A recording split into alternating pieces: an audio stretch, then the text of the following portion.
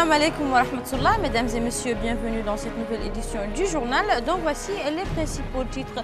Le président de la République rencontre son homologue français. Deux leaders de l'opposition montent la tension politique d'un cran. Vente des cartes de recharge, un commerce fructueux.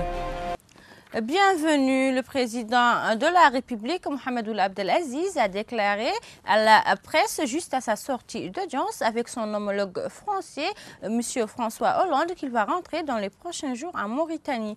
Dans le même ordre d'idées, le président français a indiqué qu'il a discuté avec le président de la République de la situation sécuritaire au Nord Mali, affirmant qu'ils se sont accordés à ne pas discuter avec les terroristes. Le président de l'IFP, M. Mohamed Ould Mouloud, lors du meeting organisé dans la Muqata'a d'Arafat, a déclaré que l'impuissance du chef de l'État à accomplir ses devoirs expose le pays à des dangers. Il préconise la mobilisation de tous les acteurs politiques pour la sauvegarde de la nation. La Mauritanie n'a plus de dirigeants qui rendent compte de sa gestion. Cette situation est extrêmement dangereuse et à conséquences multiples. Elle ne peut pas continuer. Ainsi faut-il débattre de la manière dont on doit résoudre ce vide au sommet de l'État. À ce sujet, seule une concertation entre toutes les forces politiques est à mesure de résoudre la crise, notamment par la création d'un gouvernement consensuel et l'organisation d'élections transparentes. C'est dans la même ambiance que s'est tenu à l'ancienne Maison des Jeunes un meeting de la rencontre démocratique où son président, maître Mahfour Ould Bouta, a déclaré la peur du peuple mauritanien de son avenir. Il affirme également que la situation s'est aggravée. Au plan politique, le peuple est inquiet sur son avenir tant la crise économique est profonde et multiforme. Sur le plan politique, le pays est plongé dans l'impasse depuis le coup d'État de 2008. L'accord de Dakar a tenté de le sortir de cette impasse, mais le dirigeant actuel a vite reconduit les formules traditionnelles de reprise de pouvoir par légitimation à travers des élections.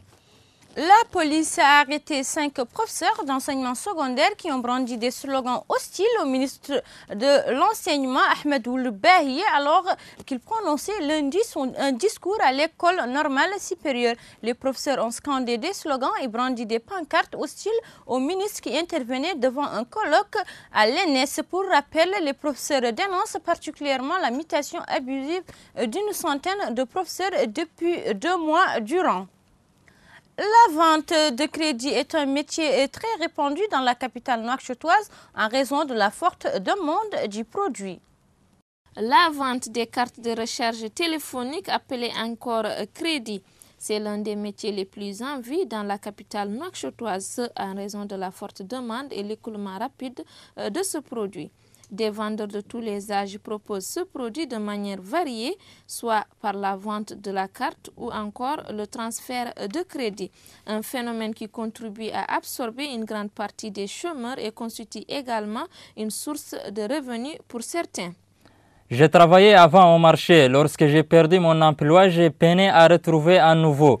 C'est ainsi que j'ai rejoint ce métier libre qui ne demande point de formation.